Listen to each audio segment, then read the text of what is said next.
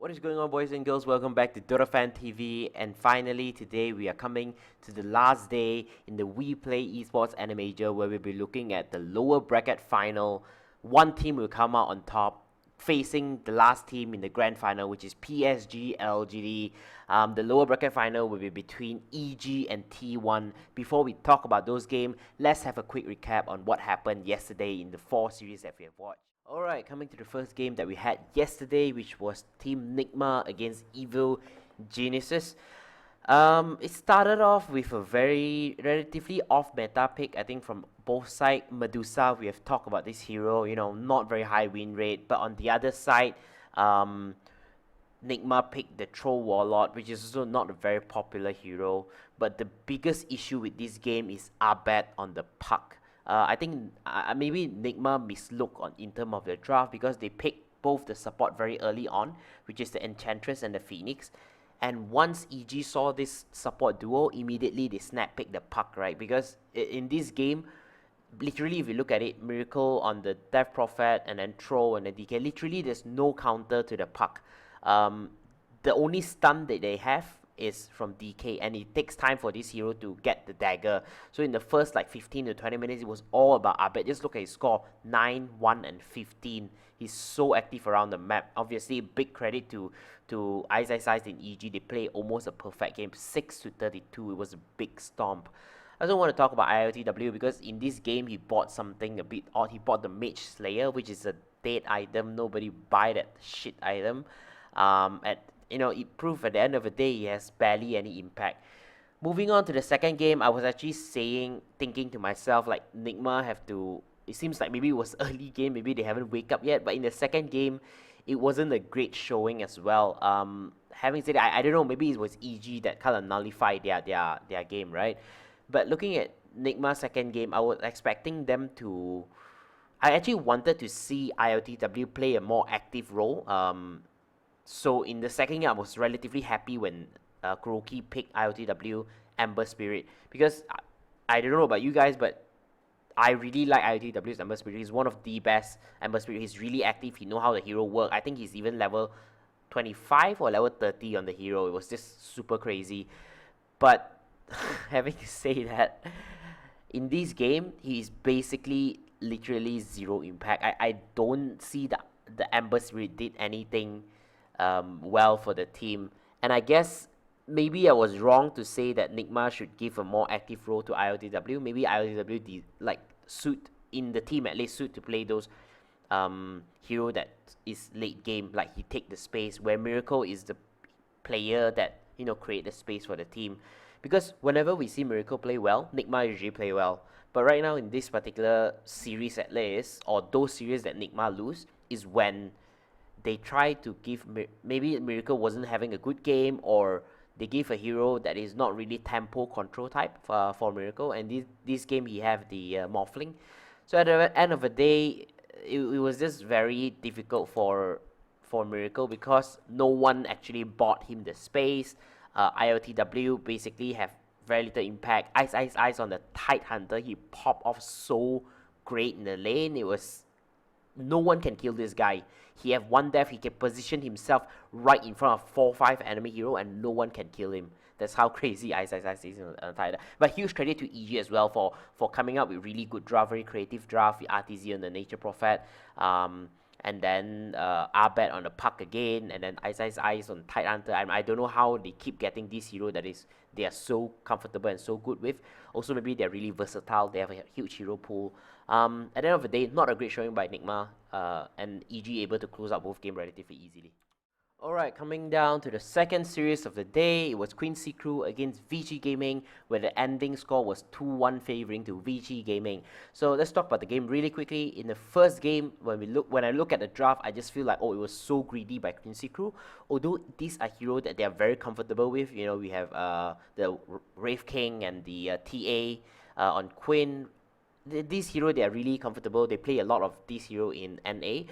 But the problem is, it feels like, wow, these heroes are really greedy. TA is usually your carry, and then when I look at Wraith King, I thought he would go for the Deso Armlet build. He's like, fuck that. He went for the Armlet, and then he straight go for Radiance. It was really greedy. But having to say that, And wait, before we go any further, and I look at VG Gaming's draft, right? I feel like, okay, these heroes are really good in this patch. You have Puck, you have AA, you have, you know, DK, Spectre. This hero, I was favoring VG Gaming by looking at the draft. And I think a lot of the caster as well, commentator, was also slightly favoring VG Gaming. But in the execution part, at the end of the day, it was Quincy Cruz stomping all 3 lanes, coming out of a lane with like 4k lead or something like that. When you have that kind of lead, it doesn't really matter what kind of draft you have, I think. Because when you have 4k leads and your hero are those that are really greedy and scale really well in late game, right? Like, what the fuck is VG Gaming gonna do? And at the end of the day, it was 24-6 the kill score. It kind of reflected the game at the end of the day. I think within like 20 minutes, it was already 10k lead. It was also very aggressive play by Quincy Crew. After they know that they have the kind of lead, they would just, you know, Wraith King, he have 2 life, position himself literally between the tier 2 and the tier 3 tower, like right in front of the base. You know, like, what are the enemy gonna do to him? Like, they cannot collapse on him. He have 2 life. If you kill him once, when you respawn, his team gonna collapse on the rest of the team. Wasn't really a great showing in the first game. Having said that, in the second game, we see Quincy Crew doing quite similar thing, where they have you know, Wraith King and TA as the 2 core, very greedy style.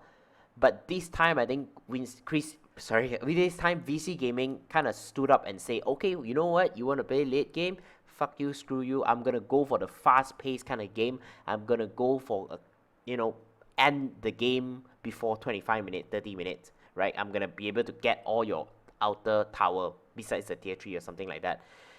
And we see for the first time in this tournament, we have Weaver, and it is, I think, the perfect Weaver game, because you have literally no stun from Quincy Crew except Bat Rider ulti and maybe Wraith King stun, but you don't want the Wraith King to be participating in fight very early on, right? Besides that, you have slow from the TA trap, you have slow from Enchantress, you have slow from Sticky Napalm, and with your Sikuchi, you can just get out of trouble with all this slow. Like, it literally does nothing to you. And it was reflected by the score at the end of the day, 9-0 and 7 on Poyoyo's Weaver over here. It's basically fast-paced gaming against slow-paced gaming, and VG Gaming figured the weakness of Quincy Crew, and they took the game relatively easily, I would say. I think, how long is this game? Probably like 39 minutes. It was a bit longer than I thought, but looking at it, I think they were just playing it safe. A little bit troll over here, but, you know, by 25 minutes, it was already almost 80% win chance for VG Gaming. Okay, we move on to the next game. In the third game, it was, the kill score might be a little bit deceiving on this one. I think if you look at the draft, again, I would say Medusa is not a great carry, but having to say that, Bloodseeker might be the worst carry against Medusa, because, like, the thing about Bloodseeker is you would want to ulti him, and you want to ulti the carry that is gonna run away or stop him from chasing, right? Depends a lot on mobility. Medusa is not the kind of hero that is all about mobility. He have basically no stun, no slow if you don't get Skadi or whatever. So all Medusa want to do is stand there and start hitting the team. But looking at how Quincy Crew draft is, I mean, you pick the Bloodseeker, literally it does nothing to Medusa in my opinion, right?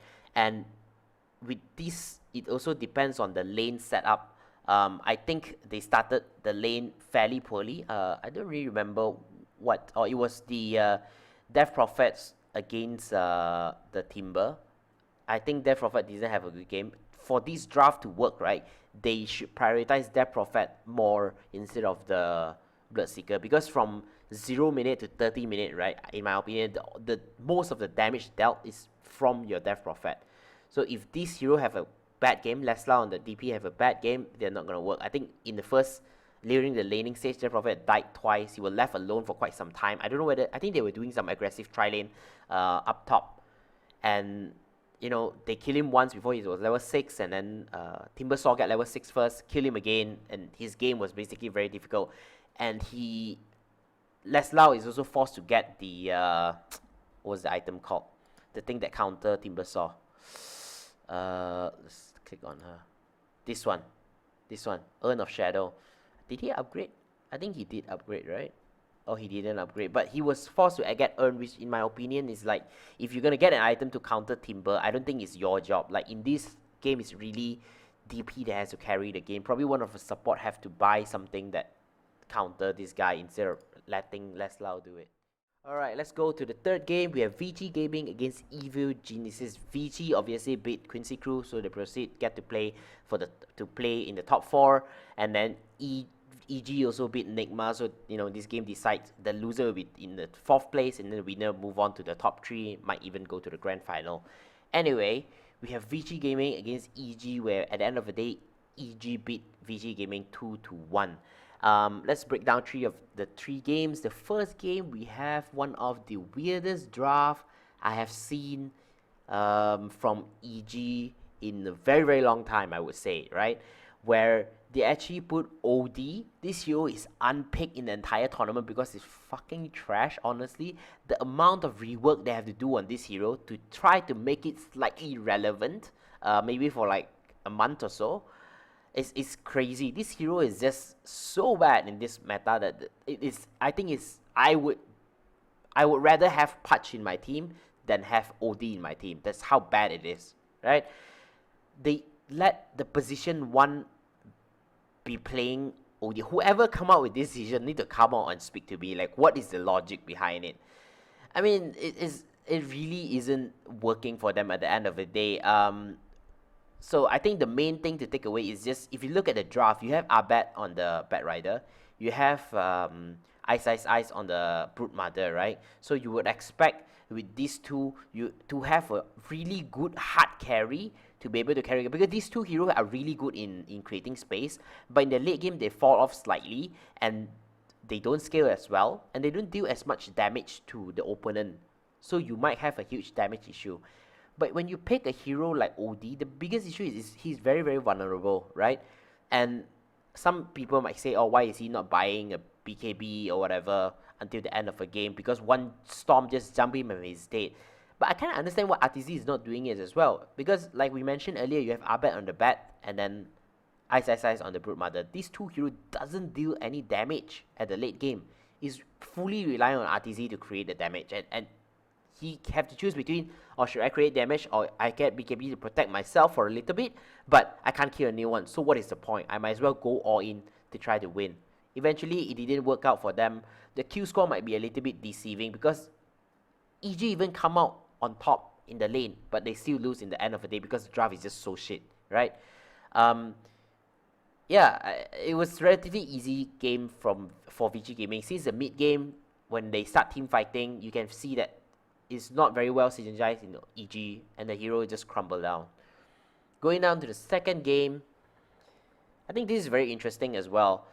In this tournament, I think we have seen a few times where people focus on the mid game timing, early game timing, want to see which team is more active, usually will win, and so on and so forth. But in this particular second game, if you look at the draft, right, I think they picked Medusa first, and on VG Gaming, and on EG they say like, okay, if you want to play greedy, I'm gonna go greedy with you. So they went double down on the greediness. They went Terrorblade on RTZ, and then they went TA on Abed. These are really, really greedy hero. And to be honest, EG again is one of those teams that is really, really good in laning stage. And in the laning stage, they kind of just crush VG Gaming. And if your team if your team have more like greedier draft and better scaling draft, and you come out on top in the lane, it really doesn't matter anymore. It's very, very difficult for VG to come back.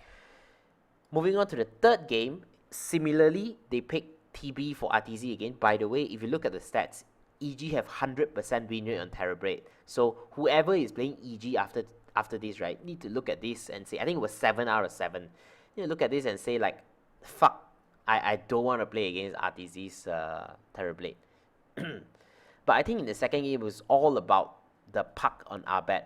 Because, again, you have late game against relatively late game hero on Void, but Faceless Void is a terrible hero at the moment, so I would favor EG a little bit more in terms of the draft. But it was all about Abed, how he shut the impact of Abed on the puck comparing to the Ori Lina mid, right? It's just uncomparable. Look at the kill involvement that was done by Abed. He was all over the place. He in the mid, he win. He rotated to top, he killed. He rotated to bottom, in both side lanes he was killing. He was all over the place. But Ori, in the end of the day, he just doesn't have a game, right? I don't feel the impact of the Lina, except when they were defending high ground. The problem with, Lina this patch is decent, but the problem with him is very static. He's not very mobile and try to go to other lane and gank and kill, go back and mid. He's not that kind of hero. They did rally a little bit and try to make a little bit of a comeback at the end, but wasn't successful. I think again it's a very easy game for EG. The thing about EG is that they are really good in playing the laning stage. So if you want to beat them, either you crush them in lane or you don't come out. You cannot come out too bad in the laning stage. And both games that VG Gaming lost to them, the lesson that you have to take away is that they are really good in the laning stage. Coming down to the last game of the day, which is the upper bracket final, PSG LGD against T1, and the winner of this series is PSG LGD 2-1. So LGD will move on to the grand final, waiting for either EG or T1. But let's talk about the three games, because I think if for those who watch the game, right, you will feel like all three games actually felt very similar, because they have the Spectre on all three games. There is a Spectre. Let's talk about game by game. In the first game, again, it's a crazy stomp by PSG LGD. They come out in all three lanes on top. Look at the Spectre, 13, 0, and 9. Nothing to say, is controlling the tempo like mad. Nothing to say, and Faith Beyond. These two heroes just take towers so quickly. And on T1 side, I don't understand, because I remember in one of the interview that was done by Kuku, right? He said that they don't think Medusa is a good hero, but they pick it. It's not even a good Medusa game. You have Lash that deals shit ton of damage. You have DK that blink stun and out super tanky and hard to kill. You have Winter Wyvern that freeze and save the hero, and there's nothing you can do about it. And you have Ame on the spec that can just ulti and get on top of you. Like, I don't understand. But I don't think the draft they did well. They also got stomped in the lane. So in the end of the day, 32-8, it's just unplayable. Moving on to the second game, it was mostly all about, I think in the beginning it was quite even. Let's click in to look a little more. It was quite even in the beginning, but up until one point when Spectre just grew super big, right? I thought, okay, that's it. There's no way that T1 can make this happen. So eventually they win fight after fight after fight. It was 80 to almost 90% win chance for PSG LGD. And then in one team fight, they threw it away.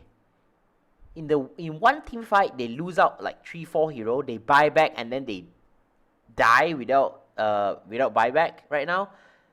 And T1 just go all the way to throne and they lost the game. It was crazy. I don't know what is LGD thinking. It's very uncharacteristic kind of mistake, but I hope this is just, maybe they were just having fun and then they kind of lose themselves a little bit. I guess that's fine, given that ultimately they won the series, but it's very uncharacteristic because their playstyle is usually very controlled, very, they know very clearly what they really want to do. They cannot afford this kind of mistake in the grand final, in my opinion, because it might affect the morale of the team sometimes. So coming into the third game, man, I don't know what to say, because this game, again, it was a very stompy game, 23-6. T1 did try to rally a little bit, but ultimately it wasn't even close. And honestly, I think LGD should have won all three games looking at this state. So if T1 is managed to beat EG in the lower bracket final and they get the replay with LGD in the grand final, I'm actually worrying for T1, because looking at the manner that they lost these two games, what you don't want the most is to get stomped in the lane.